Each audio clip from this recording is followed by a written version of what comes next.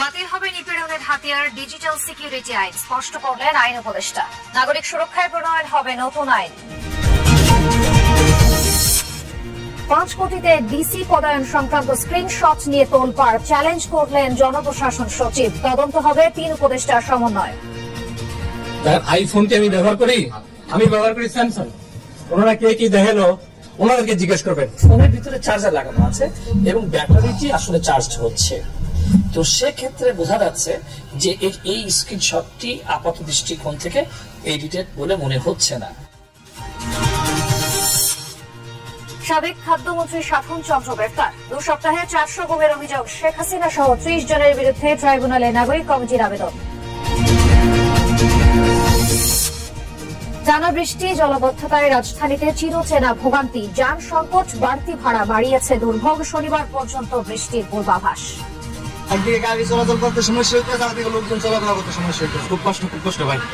আর পারতেছি বৃষ্টির যে ধারা, সেই ধারা আমাদের এখন পর্যন্ত আমাদের প্রেডিকশন অনুযায়ী আরো 2 দিন মোটামুটি অব্যাহত থাকার সম্ভাবনা আছে। হিজবুল্লাহর তীব্র প্রতিরোধে স্থল অভিযান বন্ধের সিদ্ধান্ত ইসরায়েলের। আতঙ্কে প্রবাসী বাংলাদেশিরা। দেশে ফিরতে চান সরকারের সহযোগিতা।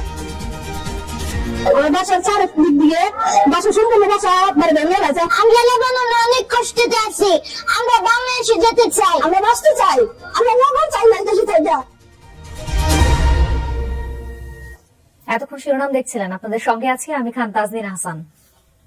শনিবার দুপুরে প্রথম দল হিসেবে বিএনপির সঙ্গে সংলাপ করবে উপদেষ্টা পরিষদ। সন্ধ্যায় উপদেষ্টা পরিষদের বৈঠক শেষে ব্রিফিং এ তথ্য জানিয়েছেন প্রধান উপদেষ্টার প্রেস সচিব শফিকুল আলম।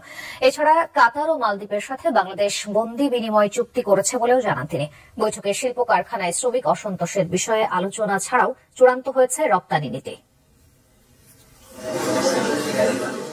প্রধান উপদেষ্টার কার্যালয়ে বৃহস্পতিবার সকালে অনুষ্ঠিত হয় উপদেষ্টা পরিষদের বৈঠক। ডক্টর মোহাম্মদ ইউনূসের সভাপতিত্বে অনুষ্ঠিত বৈঠকে কাতার ও মালদ্বীপের সঙ্গে বন্দি বিনিময় চুক্তির বিষয়ে বিস্তারিত আলোচনা করা হয়। পরে ব্রিফিং এ প্রধান উপদেষ্টার প্রেস সচিব জানান, চুক্তির ফলে সংশ্লিষ্ট 2 দেশের কারাগারে আটকে থাকা বাংলাদেশিরা ফিরতে পারবেন নিজ দেশে। মালদ্বীপের সাথে এবং কাতারের সাথে, এবং এটা হলে যেটা হবে যে আমরা আমাদের যারা বাংলাদেশি ভাই বোন যারা কাতার বা মালদ্বীপে সেন্টেন্সড হয়েছেন তাদেরকে আমরা ফিরিয়ে আনতে পারবো, বা তারা তাদের যে টার্মগুলো, যেগুলো জেল টার্মগুলো হয়তো বা ওনারা বাংলাদেশে এসে এটা তাদের বাংলাদেশের মাটিতে তাদের এই জেল টার্ম তারা কমপ্লিট করতে পারবে। গেল কদিন ধরে আলোচনায় থাকা রাজনৈতিক দলগুলোর সঙ্গে সংলাপের বিষয়ে বিস্তারিত আলোচনা হয়েছে উপদেষ্টা পরিষদের বৈঠকে। জানানো হয় শনিবার বিএনপির সঙ্গে আলোচনার মাধ্যমে শুরু হবে সংলাপ। পলিটিক্যাল পার্টিগুলোর সাথে আলাপটা শুরু হচ্ছে শনিবার 2:30টার সময়। প্রথম দিন বিএনপি থাকবে, একটু আমি করতে পারি। এরপরে তো আরো বাংলাদেশের প্রধান কিছু পার্টিগুলো থাকবে, আরো অনেকগুলো দল থাকবে। বিএনপি ছাড়া আরো বেশ কিছু দল থাকবে। আপনি দেখবেন 2:30 থেকে একটানা মিটিং চলবে। আমি বিএনপির নাম বললাম, আরো আপনারা জানবেন না। একদিনে না, এটা হয়তো আরো আরেক সপ্তাহ চলবে, আর বা এই শনিবার হলো আর এক শনিবার হবে, এটা এখন আমি ফাইনালাইজ না। শিল্প কারখানায় চলমান শ্রমিক অসন্তোষের বিষয়ে প্রয়োজনীয় ব্যবস্থা নিতে প্রধান উপদেষ্টা নির্দেশ দিয়েছেন বলেও জানানো হয় সংবাদ সম্মেলনে। মাননীয় প্রধান উপদেষ্টা আমাদের উপদেষ্টা মন্ডলীকে, সংশ্লিষ্ট কর্তৃপক্ষকে নির্দেশ দিয়েছেন যাতে এই সমস্যা, এই যে শ্রমিক ভাই বোনদের যে প্রোটেস্টটা, সেটার বিষয়ে তারা যেন তাৎক্ষণিক এবং এটার জন্য লাস্টিং একটা স্টেপ নেন। ব্রিফিং এ বিভিন্ন মন্ত্রণালয়ের নানা অস্থিরতা প্রসঙ্গ উঠলে সেসব পুরোপুরি সঠিক নয় বলে উল্লেখ করেন প্রেস সচিব। এছাড়া 6টি সংস্থার কমিশনের মধ্যে 5টি চূড়ান্ত হয়েছে, আর একটি 2 দিনের মধ্যে চূড়ান্ত হবে বলে জানানো হয় সংবাদ সম্মেলনে। 5টা কমিশন মোটামুটি ফাইনালাইজ, এটা জাস্ট ডিক্লারেশনটা বাকি। নতুন বাংলাদেশে কোনো কালো আইন থাকবে না, যার অংশ হিসেবে সাইবার সিকিউরিটি আইন বাতিল করা হবে জানিয়েছেন আইন উপদেষ্টা ডক্টর আসিফ নজরুল। এই আইন নিরাপত্তার নামে পুরো সমাজকে নিরাপত্তাহীন করে তুলেছিল বলেও মন্তব্য করেন তিনি। বিকেলে সাইবার সিকিউরিটি আইন সংশোধন বিষয়ক আলোচনায় এসব কথা বলেন আইন উপদেষ্টা। আলোচনায় বর্তমান সরকারের মেয়াদে সাইবার সিকিউরিটি আইনে কারো নামে যেন মামলা না হয় সে বিষয়ে সতর্ক থাকতে আইন উপদেষ্টার প্রতি আহ্বান জানান তথ্য উপদেষ্টা নাহিদ ইসলাম। যেটা বলে যে 2020 সালে অনলাইন আলোচনার আয়োজন করেন জগন্নাথ বিশ্ববিদ্যালয়ের শিক্ষার্থী খাদিজাতুল কোবরা। সেই টকশোতে উঠে আসে ফ্যাসিস্ট হাসিনা শব্দটি। সেই সূত্র ধরেই খাদিজার নামে সাইবার সিকিউরিটি অ্যাক্টে মামলা হয়, যার অংশ হিসেবেই দীর্ঘ 15 মাস কারাগারে কাটাতে হয় তাকে। সেই সাইবার সিকিউরিটি আইন সংশোধনের বিষয়ক আলোচনায় নিজের ওপর নির্যাতনের কথা তুলে ধরেন খাদিজা। কাগজপত্র দেখানো হলো, 2 বছর পলাতক দেখানো হয়েছে, দেখানো হলো যে আমি ভার্সিটি গিয়েছি, পড়াশোনা করেছি, সবকিছু করেছি, কিন্তু তারা সেই জিনিসগুলো মানেনি, আমাকে অ্যাডাল্টের মতো বিচার করেছে, আর আমি ন্যায্য বিচার পাইনি। তারপরে জেলখানার ব্যাপারে যদি যাই, আমি সুপার ওবেদুলের বিচার চাই স্যার। সে আমাকে অনেকভাবে মানসিকভাবে টর্চার করেছে, সে আমার মানবাধিকার ক্ষুণ্ণ করেছে। আমি আন্ডার ট্রায়ালে ছিলাম, সে আমাকে ফাঁসির আসামিদের সাথে ফেলে দিয়েছেন। বিচার প্রশাসন প্রশিক্ষণ ইনস্টিটিউটে আয়োজিত এই সেমিনারে অংশ নেন আইন সংশ্লিষ্ট অংশীজনেরা। সকলেরই দাবি ছিল শুধু নাম পরিবর্তন নয়, দ্রুততম সময়ে এমন আইন বাতিল করতে হবে। সকল নিবর্তনমূলক আইনে যারা আসলে ভিকটিম তাদের মুক্তি চাই। এই আইন সমাজে সুরক্ষা প্রদানের বিপরীতে আরো বিভক্তি তৈরির কারণ হয়েছিল বলে জানান আলোচকেরা। যে আইনগুলো কর্তৃত্ববাদী সরকারের কর্তৃত্ববাদ বিকাশের অন্যতম হাতিয়ার হিসেবে এবং তা স্থায়ীকরণের চিরস্থায়ী বন্দোবস্ত তৈরি করার অন্যতম হাতিয়ার হিসেবে তৈরি হয়েছিল এবং ব্যবহৃত হয়েছে, তার মধ্যে প্রায় শীর্ষে ছিল আইসিটি থেকে শুরু করে পরবর্তীতে ডিএসএ এবং পরবর্তীতে সিএসএ। এই ব্যাপারে কোনো সন্দেহ নেই। নতুন আইন প্রণয়ন এবং তা কার্যকর হবার আগে সংশ্লিষ্ট বিষয়গুলো কিভাবে সুরাহা করা হবে সেই বিষয়ে সিদ্ধান্ত নিতে আইন মন্ত্রণালয়ের প্রতি আহ্বান জানান তথ্য উপদেষ্টা। এই আইনে আমাদের পক্ষেও মামলা হয়ে গেছে 2টা, আমাদের কটূক্তি করার জন্য 2টা মামলা হয়েছে শুনছি, এবং কারা করেছে, কোন উদ্দেশ্যে করেছে। সো এটা আমাদের জন্য বিব্রতকর আর কি। তো আসিফ স্যারকে আমি আগেও বলেছি, আমাদের এই ক্যাবিনেটে আলোচনা হয়েছে। সো এইটাও আমি আসিফ স্যারকেও এখানেও সবার সামনে বলছি, বা আপনারা যারা আইন বিশেষজ্ঞ আছেন, এই আইনটাকে ইমিডিয়েটলি কি করা যেতে পারে, সেটা বাতিল বা স্থগিত বা কোনো মামলা যাতে না নেওয়া হয় এই মুহূর্ত থেকে, আমাদের এই সিদ্ধান্তটা আসলে খুবই দ্রুত নিতে হবে। আইন উপদেষ্টা জানান, এমন আইনের মাধ্যমে হওয়া সকল মামলা প্রত্যাহারে কাজ করছে সরকার। আমার মনে হয় অবশ্যই আমাদের ডিজিটাল সিকিউরিটি অ্যাক্ট বাতিল করা উচিত, সেদিকে আমরা যাব। ঠিক এই মুহূর্তে পুরাটা বাতিল করবো নাকি স্পিচ অফেন্স সব বাতিল করে দিব, সেটার ব্যাপারে আমি একটু, সাইমুম আছে, তারপর আমাদের মাহফুজুল হক সুপন আছে, তারা বিষয় বিশেষজ্ঞ, তারপর একদম আরো যদি কোনো বিষয় বিশেষজ্ঞ দেখে থাকে আমরা কথা বলে নিব। বাট আলটিমেটলি এটা বাতিল হবে। পরবর্তীকালে যখন নতুন আইন হবে, এটার বেসিক অ্যাপ্রোচ থাকবে সাইবার সুরক্ষা দেওয়া এবং নাগরিককে সুরক্ষা দেওয়া। বিশেষ করে নতুন আইনে যাতে সকল পক্ষের মতামতের প্রকাশ পায় সে বিষয়ে ধারাবাহিক আলোচনা অব্যাহত থাকবে বলে জানান ডক্টর আসিফ নজরুল। সকল ধরনের কালাকানুন থেকে বাংলাদেশকে মুক্ত করব। ভাস্কর ভাদুরী, যমুনা নিউজ, ঢাকা। রাজধানীর ভাটারার একটি আবাসিক এলাকা থেকে সাবেক খাদ্যমন্ত্রী সাধন চন্দ্র মজুমদারকে গ্রেফতার করেছে ডিবি পুলিশ। রাত 8:30টার দিকে ডিএমপির গোয়েন্দা শাখার অতিরিক্ত কমিশনার রেজাউল করিম মল্লিক বিষয়টি নিশ্চিত করেন। ডিবির একটি দল অভিযান চালিয়ে তাকে গ্রেফতার করেছে বলে জানান তিনি। গত 5 আগস্ট সাবেক প্রধানমন্ত্রী শেখ হাসিনা ভারতে চলে যাওয়ার পর দায়ের করা একাধিক মামলার আসামি সাধন চন্দ্র মজুমদার। খাদ্য ব্যবসায়ী হলেও তাকেই খাদ্যমন্ত্রী হিসেবে নিয়োগ দেয় সে সময় বিষয়টি নিয়ে সমালোচনার সৃষ্টি হয়। তার সময়ে ধান, চাল, গম সিন্ডিকেটের মাধ্যমে অস্বাভাবিক হারে দাম বৃদ্ধি পায়। এখন পর্যন্ত 400টি গুমের অভিযোগ জমা পড়েছে গুম সংক্রান্ত কমিশন অফ ইনকোয়ারির কাছে। এরই মধ্যে বিভিন্ন সংস্থার আয়নাঘর পরিদর্শন করে ভুক্তভোগীদের বর্ণনার সঙ্গে মিল পাওয়া গেছে বলে জানিয়েছেন কমিশনের সদস্যরা। তবে কয়েক জায়গায় আয়নাঘরগুলোতে পরিবর্তন করার আলামত পাওয়া গেছে। সকালে এক ব্রিফিং এ সব তথ্য জানানো হয়। বলা হয়, সব অভিযোগ খতিয়ে দেখা হবে, অভিযুক্তদেরও করা হবে তলব। যারা পালিয়ে গেছে তাদের বিরুদ্ধে আইনগতভাবে ব্যবস্থা নেবে কমিশন। গত 15 বছরে বিচার বহির্ভূত অসংখ্য হত্যা, গুম ও খুনের ঘটনা ঘটিয়েছে বিগত সরকার। এসব ঘটনার নির্দিষ্ট কোনো হিসাব নেই কারো কাছে। তাই সরকারের পৃষ্ঠপোষকতায় হওয়া এসব গুমের ঘটনার আসল তথ্য খুঁজতে গুম সংক্রান্ত কমিশন অব ইনকোয়ারি গঠন করেছে অন্তর্বর্তী সরকার। গত 15 সেপ্টেম্বর থেকে শুরু হয়েছে এই কমিশনে অভিযোগ দাখিলের কার্যক্রম। এরই মধ্যে গত মঙ্গলবার গোয়েন্দা পুলিশের কার্যালয় পরিদর্শন করেছেন গুম সংক্রান্ত কমিশনের 4 সদস্য। প্রায় 4 ঘন্টা ডিবি প্রধান সহ উচ্চ পর্যায়ের তদন্ত কর্মকর্তাদের সঙ্গে বৈঠক করেন তারা। বিভিন্ন ভবন পরিদর্শন করেন, ঘুরে দেখেন কথিত আয়নাঘরও। এখন পর্যন্ত সম্পূর্ণ কার্যক্রম নিয়ে সাংবাদিকদের সঙ্গে কথা বলেন গুম সংক্রান্ত কমিশনের 5 সদস্য। জানান, মাত্র 13 কার্য দিবসে 400 গুমের ঘটনা জমা পড়েছে কমিশনে। খতিয়ে দেখা হচ্ছে সেগুলো। তো আমরা আমাদের কাজ করে যাচ্ছি। এবং মানুষের অনেক রেসপন্স পেয়েছি। আমাদের ফর সাবমিশন অফ কমপ্লেন্টস আমাদের আর্লিয়ার ডেডলাইন বা টাইমলাইন ছিল আপনার 30 সেপ্টেম্বর 2024। সাবসিকুয়েন্টলি আমরা আরেকটা বিজ্ঞপ্তি দিয়ে টাইমলাইনটা আমরা এক্সটেন্ড করে আপ টু 10 অক্টোবর 2024 করা হয়েছে। কমিশনের সদস্যরা জানান, পরিদর্শনের আগেই আয়নাঘরে বিভিন্ন পরিবর্তন করার আলামত পেয়েছেন তারা, তাই আর কোনো পরিবর্তন যাতে না করা হয় তা লিখিতভাবে জানানো হয়েছে। অনেকগুলো গুরুত্বপূর্ণ এভিডেন্স তারা নষ্ট করে দিয়েছে ওয়ালে পেইন্ট করে, যেখানে ভিকটিমরা একসময় বলেছিল যে তাদের অনেক কথা, নাম এগুলো লেখা ছিল। 6 আগস্ট 2009 থেকে 5 আগস্ট 2024 সালের মধ্যে হওয়া গুমের ঘটনাগুলো খতিয়ে দেখবে এই কমিশন। এরপর অন্তর্বর্তী সরকারের কাছে প্রতিবেদন জমা দেওয়া হবে। সুমাইয়া ঐশী, যমুনা নিউজ, ঢাকা। লক্ষ্মীপুর ও যাত্রাবাড়িতে গণহত্যার ঘটনায় শেখ হাসিনা সহ 30 জনের বিরুদ্ধে ট্রাইব্যুনালের প্রসিকিউশনে অভিযোগ দাখিল করেছে জাতীয় নাগরিক কমিটি। এদিকে বিএফ শাহীন কলেজের ছাত্র আহনাফ হত্যায় অভিযোগ দায়ের করেছে তার মা। এখন পর্যন্ত আসা অভিযোগের প্রায় সবকটিতে প্রধান আসামি শেখ হাসিনা। এদিকে ট্রাইব্যুনালের মূল ভবন পরিদর্শন করেছেন গণপূর্তর প্রধান প্রকৌশলী, জানিয়েছেন 3 থেকে 4 মাসের মধ্যে সংস্কার কাজ শেষ হবে। ছাত্র জনতার গণ অভ্যুত্থানে হত্যা, গণহত্যার ঘটনায় এখন পর্যন্ত ট্রাইব্যুনালের প্রসিকিউশনে 54টি অভিযোগ জমা পড়েছে। দুটি ছাড়া প্রত্যেকটি আবেদনেই প্রধান আসামি করা হয়েছে সাবেক প্রধানমন্ত্রী শেখ হাসিনাকে। 18 জুলাই কমপ্লিট শাটডাউন চলাকালে রাজধানীর যাত্রাবাড়িতে কলেজ শিক্ষার্থী সাকিব হাসান এবং 4 আগস্ট লক্ষ্মীপুরে উসমান গনি হত্যার বিচার চেয়ে বৃহস্পতিবার শেখ হাসিনা সহ 30 জনকে আসামি করে দুটি অভিযোগ দাখিল করেছে তাদের পরিবার। তাদের আইনি সহায়তা দিচ্ছে জাতীয় নাগরিক কমিটি। আমার সন্তানের মাথার মধ্যে পিছনে গুলিটা লাগছে, আর পিছনে ডাই সাইডে যে সিনা বরাবর গুলি লাগছে, মাথার গুলিটা এবার আমি আঙুল দিছি, আঙুলটা পুরো ঢুকে গেছে ভিতরে। আমি আজকে মিছিলে যাবই।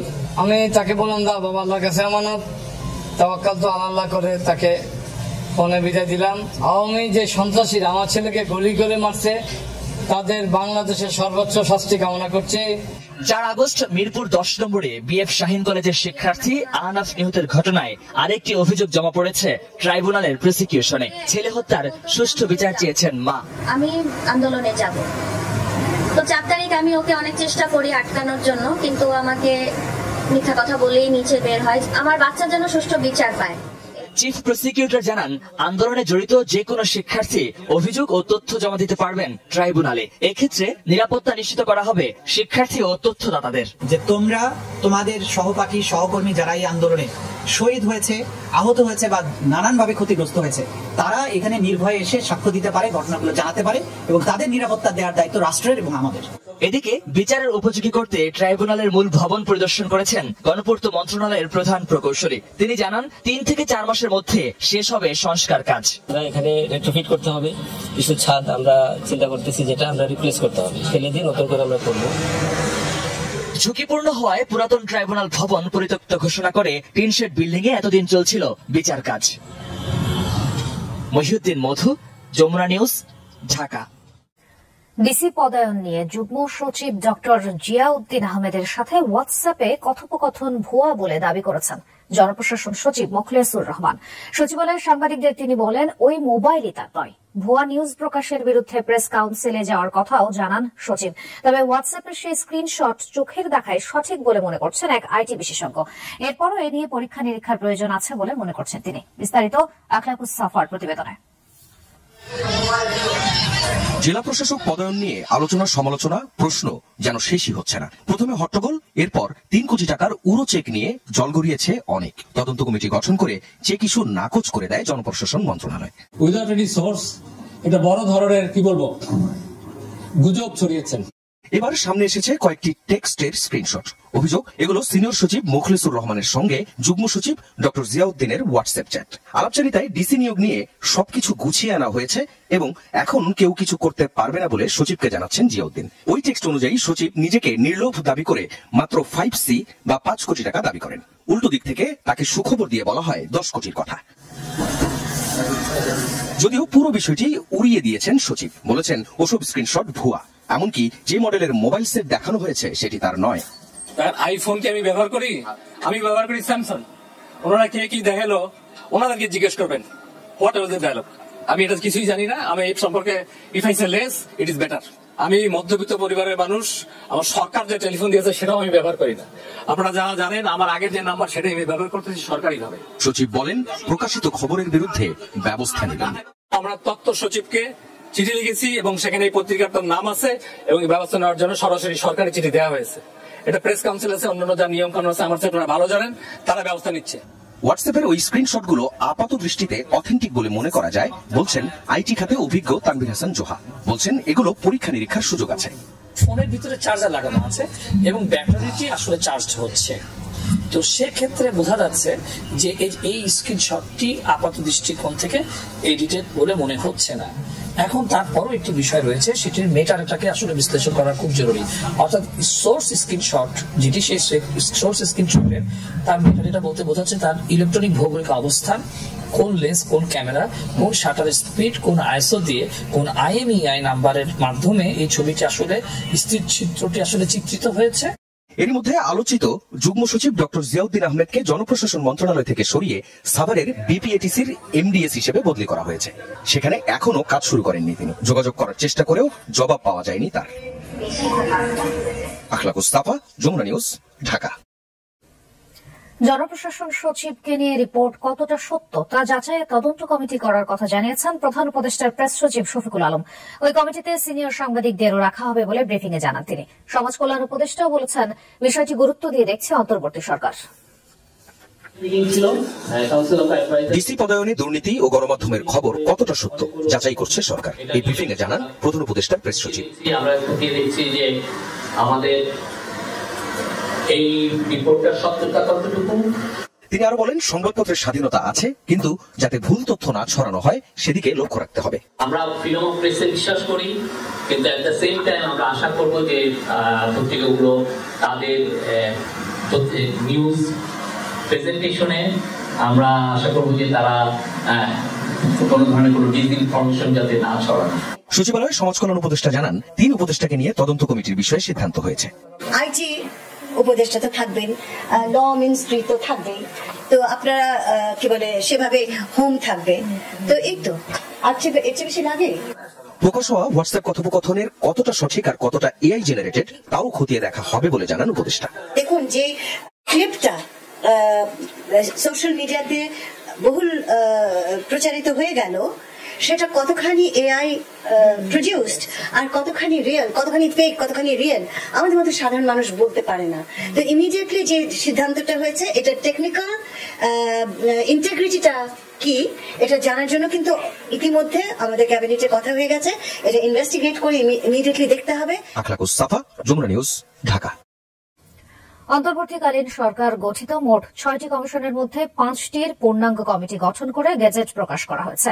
ড বদিউল আলম মজুমদারকে নির্বাচন ব্যবস্থা, সফর রাজ হোসেনকে পুলিশ সংস্কার, বিচারপতি শাহ আবু নাইমকে বিচার বিভাগ, ড ইফতেখারুজ্জামানকে দুর্নীতি দমন ও আব্দুল মুঈদ চৌধুরীকে জনপ্রশাসন সংস্কার কমিশনের প্রধান করে পূর্ণাঙ্গ গেজেট প্রকাশ করা হয়েছে। এখন শুধু বাকি আছে একটি সংবিধান সংস্কার কমিশনের গেজেট প্রকাশ। এর আগে বুধবার ফরেন সার্ভিস একাডেমিতে সংবাদ ব্রিফিং এ 2 থেকে 3 দিনের মধ্যে সংস্কার কমিশনগুলোর পূর্ণাঙ্গ কমিটি গঠনের কথা জানিয়েছিলেন প্রধান উপদেষ্টার প্রেস সচিব শফিকুল আলম। সিন্ডিকেট ভেঙে দিয়ে বাজারের অস্থিরতা দূর করতে চায় বৈষম্য বিরোধী ছাত্র আন্দোলন। ছাত্রলীগের মতো প্রোটোকল সিন্ডিকেট চলবে না বলেও জানান নেতারা। বিকেলে রাজধানীর উত্তরা ফ্রেন্ডস ক্লাব মাঠে বৈষম্য বিরোধী ছাত্র আন্দোলনের এক সমাবেশে একথা জানান তারা। বলেন, মেগা প্রকল্পের নামে মেগা চুরি করেছে আওয়ামী লীগ সরকার, অথচ তাদের দোসররাই এখন অপচেষ্টায় লিপ্ত। এ সময় ভারতকে উদ্দেশ্য করে ছাত্র নেতারা বলেন, আওয়ামী লীগের সাবেক মন্ত্রীরা ভারতে ঘুরে বেড়াচ্ছে। ভারত যদি তাদের আশ্রয় দেয় তাহলে তাদের সাথে পররাষ্ট্রনীতি তাদের আচরণের মতো হবে। দুর্গাপূজায় প্রত্যেকটি পূজা মণ্ডপে এবার সর্বোচ্চ সতর্কতার সাথে শিক্ষার্থীরা দায়িত্ব পালন করবে জানিয়েছে বৈষম্য বিরোধী ছাত্র আন্দোলন। এই $1 বিলিয়ন চুরির যে মেগা চুরির প্রজেক্ট সেটি পুরো বাংলাদেশে হয়েছে। 35,000 কোটি টাকা দিয়ে পদ্মা সেতু করেছে, 15 থেকে 20,000 কোটি টাকা শুধু চুরি করেছে। বাজারের সিন্ডিকেট গুলো ভেঙে দিয়ে সাধারণ মানুষের কাছে যেন বাজারগুলো পৌঁছে যায়, আপনারা সেই ব্যবস্থা দ্রুততম সময়ের মধ্যে করুন, না হয় ছাত্র নাগরিক এই সরকারের বিরুদ্ধে কথা বলা শুরু করবে। থেমে থেমে বৃষ্টি হচ্ছে রাজধানীতে। বিভিন্ন সড়কে পানি জমে যাওয়ায় বেড়েছে জনদুর্ভোগ। নানা প্রয়োজনে যারা রাস্তায় বের হয়েছেন তারা পড়েছেন চরম ভোগান্তিতে। সড়কে যানবাহন কম থাকায় বাড়তি ভাড়াও গুনতে হচ্ছে যাত্রীদের। আবহাওয়া অধিদপ্তর বলছে শনিবার পর্যন্ত দেশের বিভিন্ন স্থানে অব্যাহত থাকতে পারে বৃষ্টি। বুধবার সন্ধ্যা থেকে কখনো ঝিরঝির কখনো ভারী বৃষ্টি হচ্ছে রাজধানীতে। টানা বৃষ্টিতে অনেক সড়কে দেখা দিয়েছে জলবদ্ধতা, কোথাও কোথাও জমেছে হাঁটু পানি। গতকাল বাড়ি ফিরতে গিয়ে পোহাতে হয় চরম দুর্ভোগ। সপ্তাহের শেষ কর্মদিবসের শুরুতেও বিপাকে পড়েন অফিস ও স্কুলগামী এবং কর্মজীবী মানুষ। খুব কষ্ট ভাই, আর পারতেছি না, আমি আসলে হাসপাতালে যাই যেতে পারতেছি না, গাড়ি নেই, তারপরে 20 টাকার ভাড়া 20 টাকার 100 টাকা যাচ্ছে, নোংরা পানির ভিতরে চলাচল করা যাচ্ছে না, জামা কাপড় সব ভিজে যাচ্ছে। রাস্তাঘাটের ড্রেন যদি ক্লিয়ার থাকতো তাহলে তো পানি সরে যেত। আগামী 48 ঘন্টার ভিতরে বাংলাদেশ এবং তার সংলগ্ন যে উত্তর বঙ্গোপসাগর আছে ওই সব অঞ্চলে একটি লঘুচাপ সৃষ্টি হতে পারে। বৃষ্টির যে ধারা, সেই ধারা আমাদের এখন পর্যন্ত আমাদের প্রেডিকশন অনুযায়ী আরো 2 দিন মোটামুটি অব্যাহত থাকার সম্ভাবনা আছে। নোবেল বিজয়ী ডক্টর মোহাম্মদ ইউনূসের মালিকানাধীন গ্রামীণ কল্যাণের কাছে এনবিআর এর দাবি করা 666 কোটি টাকা দিতে রায় দিয়েছিলেন হাইকোর্ট। পূর্ণাঙ্গ সে রায় লিখতে গিয়ে বিব্রত হয়েছেন হাইকোর্টের এক বিচারপতি। মামলার নথিপত্র পাঠানো হয়েছে প্রধান বিচারপতির কাছে। এখন তৃতীয় বেঞ্চে এর নিষ্পত্তি হবে। সকালে বিচারপতি মোহাম্মদ খুরশিদ আলম সরকার ও বিচারপতি সরদার মোহাম্মদ রাশেদ জাহাঙ্গীরের হাইকোর্ট বেঞ্চ সংক্ষিপ্ত সে রায় শতপ্রণোদিতভাবে প্রত্যাহার করে নেন। গত 4 আগস্ট কল্যাণের কাছে এনবিআর এর 666 কোটি টাকা কর দাবির বৈধতা চ্যালেঞ্জ করে দায়ের করা রিট খারিজ করে দেয় হাইকোর্ট। রায়ের পর আইনজীবীরা জানান ডক্টর ইউনূসকে 666 কোটি টাকা সরকারকে পরিশোধ করতে হবে।